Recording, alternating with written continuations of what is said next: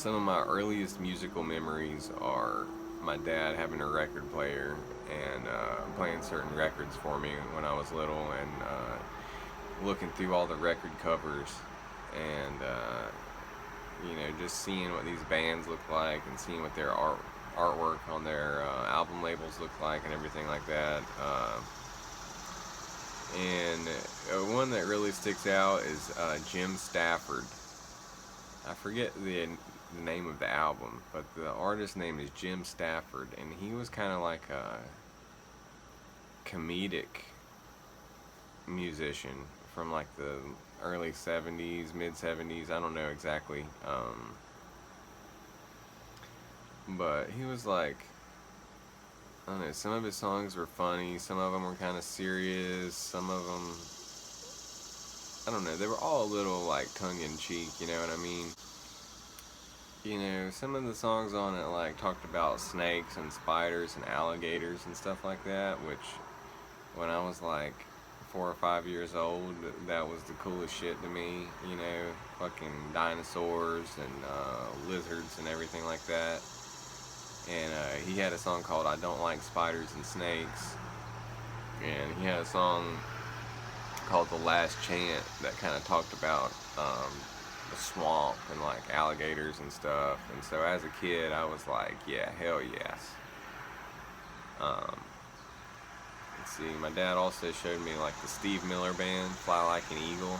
I have like early memories of listening to that song and being like, yeah, Eagles are fucking cool. And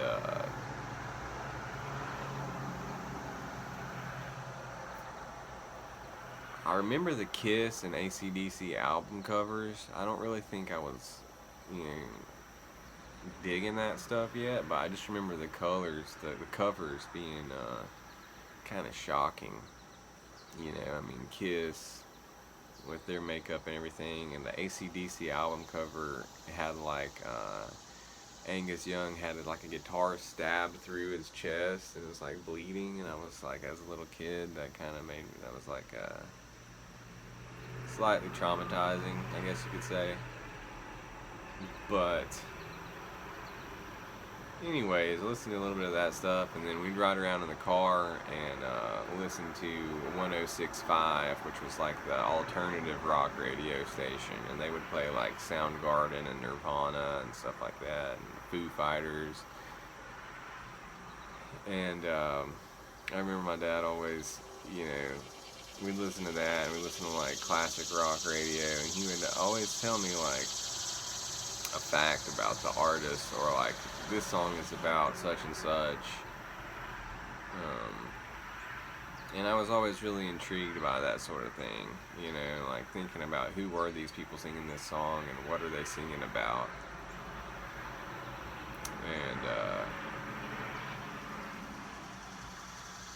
one day, Give It Away by the Red Hot Chili Peppers came on the radio, and I was like, this is it. This is my favorite song. I like this a lot.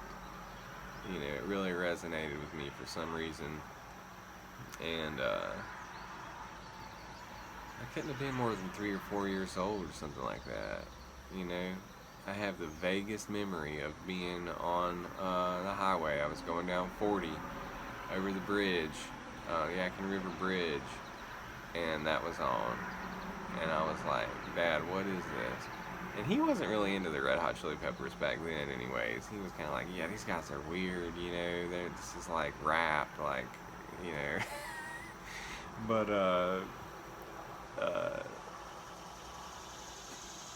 that band always stuck with me, and I got a little bit older and they came out with Californication, and I wanted a copy of that.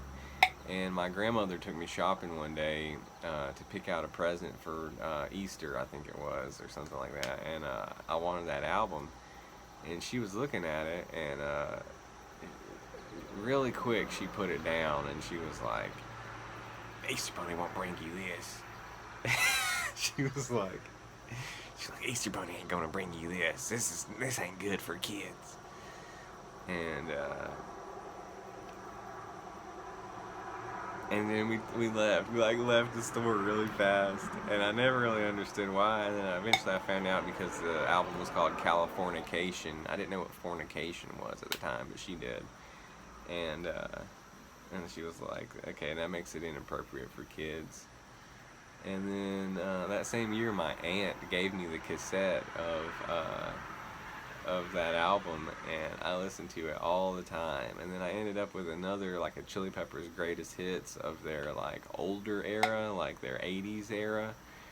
And I listened to that, both of those, just like back to back to back, like just riding on my swing set, you know, like I must have been in like fourth grade or something like that. And you know, that was, I guess, the first time that I really got into just like listening to tunes and just like really focusing on them and stuff. And then Limp Bizkit and Kid Rock came out, you know, around that same time, and I like that stuff, you know. I was about fourth grade, and I like that stuff. Eventually, I like grew out of it, you know what I mean? But then recently, I've listened to like some like Limp Bizkit again, you know, and some of the songs you're just like, yeah, you're just like da da da da da. And then also too, I remember like riding around with my mom in the car, and like we'd be listening to like the radio, and they'd be playing like Sheryl Crow and like Matchbox 20 featuring Santana, you know, all that kind of stuff from back then. I was like, I kind of dug some of that stuff too. Um, but eventually, through through becoming obsessed with Universal Studios movie monsters like Frankenstein, Dracula, Wolfman, Creature from the Black Lagoon, all that type of stuff. That led me to Kiss because I found out that Kiss used some of the props from the original movie Frankenstein in their stage show. And then I started thinking about Kiss, and I was like, they kind of like, you know, have like monsters and sci-fi kind of themes. And so I started digging into their music, and I became absolutely obsessed with Kiss. I mean, I would come home from school, and I would just like draw like 3 fucking pictures of Kiss, you know what I mean? And while listening to Kiss, and just became super obsessed with Kiss, man. And then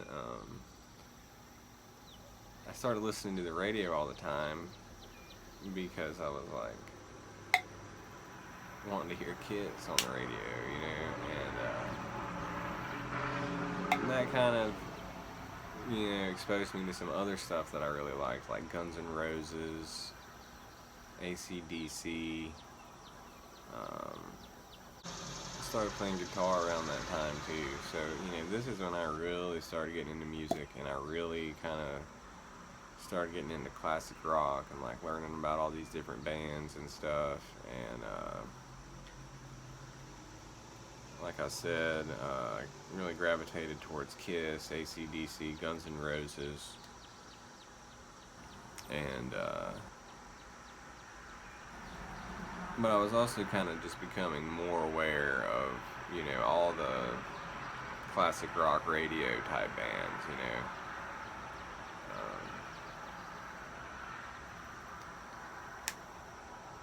But for some reason or another, I started like kind of zeroing in on like the 80s hair metal stuff, you know. I guess that's kind of like the next reasonable progression from Kiss, you know. I mean, that's what Kiss turned into, is all that, you know, all that stuff came out of Kiss, I guess. And so I was like Motley Crue, Guns N' Roses, Twisted Sister.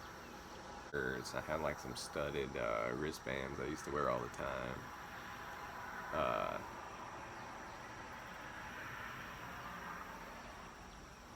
And then somewhere I kind of got burnt out on that stuff and got more into like punk rock.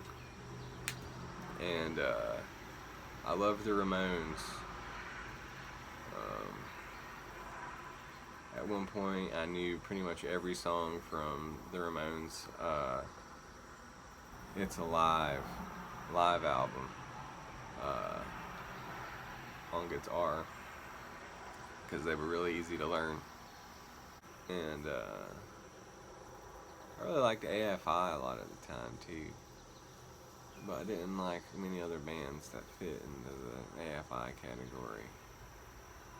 Really, there aren't any bands that sound like AFI, at least not back in the day when they were making like Sing the Sorrow. None of those other bands sound like that. None of those other like emo bands or whatever you want to call them sound anywhere like AFI. It's not nearly as magical. There's this asshole that lives over there who's always like turning his car on and just just so he can hear the engine run. He's just sitting there like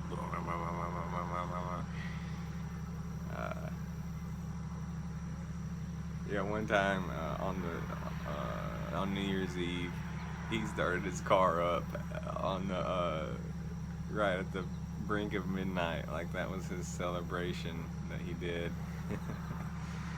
Instead of shooting off fireworks, he started up his car. Anyways, we're gonna try something different today.